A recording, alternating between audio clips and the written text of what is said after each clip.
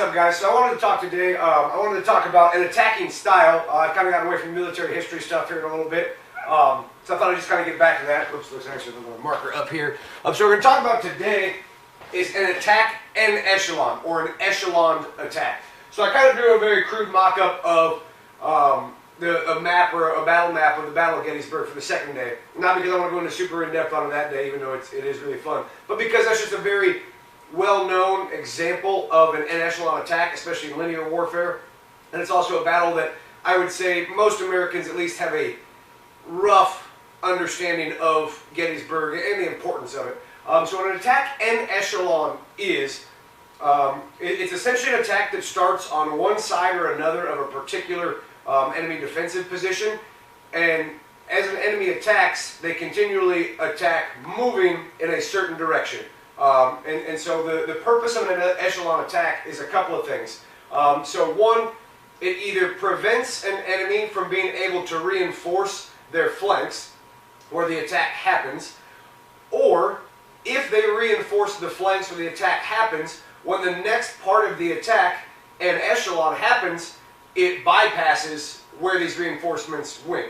And so what I mean by that is, we'll kind of look at a crude mock-up here, like I said, of the Battle of Gettysburg. So, again, terrible artists, so don't look into that. So here is roughly what the position of the Union looked like on the start of the second day. So Culp's Hill up here, and then we have Cemetery Ridge coming down, and then we have Little Round Top and Big Round Top down here, and then this kind of protrusion is meant to indicate where the Peach Orchard, Slaughter Pen, Devil's Den, and things like that were.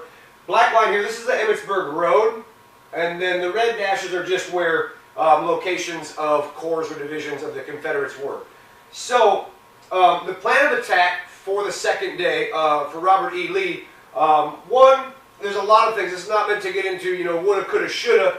When the orders were given and the initial scouting happened, the Union had not occupied the Little Round Top or anything in this area. So the idea was to attack obliquely en echelon, beginning down here with Longstreet's corps, up the Emmitsburg Road, astride of the Emmitsburg Road more or less, and then taking the Union Army in the flank.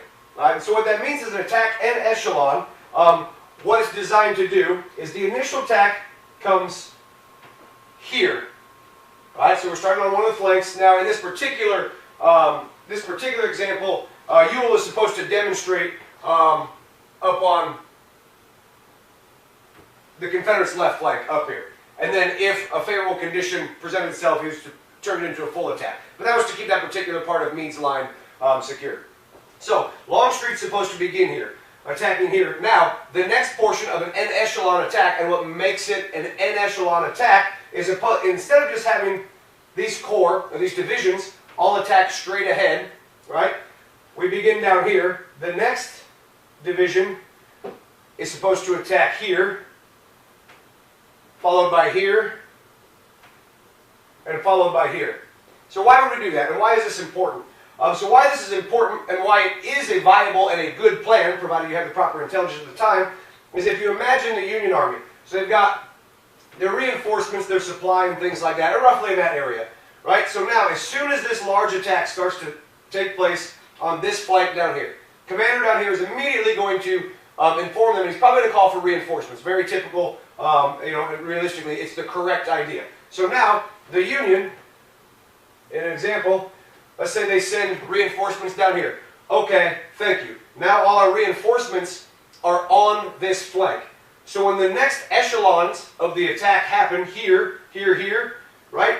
Now there's already a cluster, so the reinforcements, or at least some of the reinforcements, have already been committed to the flank, which leaves the center of the line more exposed. And as the continual attacks of the en-echelon attacks happen, that means they more or less, they've already committed the reserve, or some of the reserve here. It cannot be committed here, and that's the focus of the attack.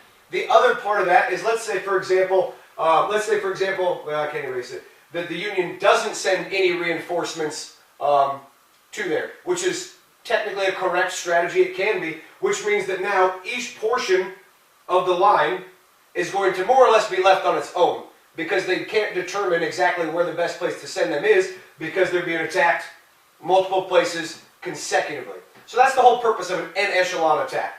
Now this particular one failed for the Confederates. There's a lot of reasons for that. One of the primary reasons is just the fact that by the time the orders were issued and the attack actually commenced, it was very late in the afternoon. It was like 4 o'clock in the afternoon or so. So while there was nobody on Little Round Top or in this area when the plan was, when they came up with the plan, when they actually issued the orders, by the time they got down here, instead of this being an open flank, which it was at one time, now this was occupied. All right? And so obviously very hotly contested on Little Round Top and very nearly taken by the Confederates. But even so, as the Confederates made their attacks here, the Texans, the Alabamans, and all that, they very nearly succeeded, but they were defeated.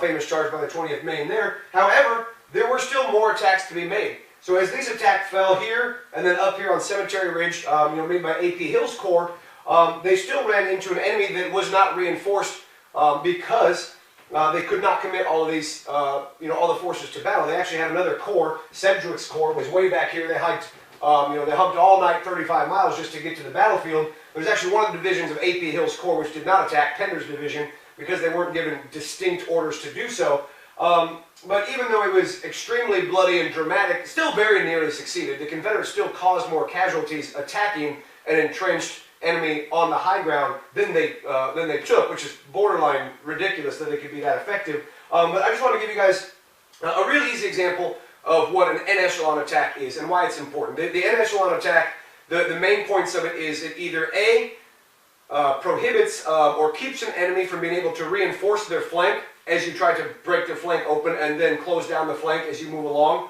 or if and when an enemy does commit their reserves or a portion of the reserves to one of the echelon attacks, they're now committed into a place that is going to have another attack that bypasses them in an echelon manner. And so that's what's very important about that. It allows a commander to commit his forces in distinctive spurts as opposed to all at once, which allows him to have the chance to get an enemy to commit his reserves to an incorrect place, or force an enemy to be sort of paralyzed on where to send the reserves and give them a chance to be able to actually crack open this line.